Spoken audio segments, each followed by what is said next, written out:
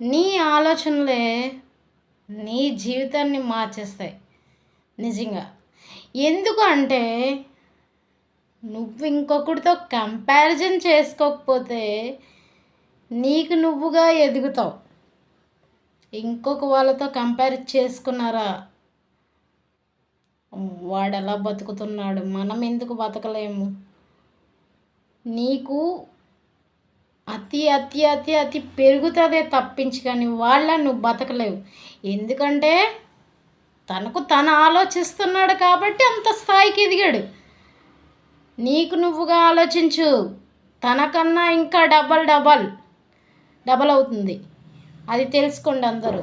ఒక్కరితో ఎప్పుడు కంపారిజన్ వద్దండి. ఎందుకు అంటే కంపారిజన్ చేసుకున్నారా మీకు మీరుగా బతకలేరు. నిజంగా ఎవడో ఇంకొకటి జీవితం మీద బతికినట్టు ఉంటుంది లైఫ్. నీ శక్తి, నీ సామర్థ్యం, నీ తెలివి, నీ ఆలోచన ఎప్పుడైతే నీ స్వతహాగా ఉంటాయో ఆ రోజు నువ్వు కంపల్సరీ నువ్వు అనుకున్న స్థాయికి వెళ్తావు.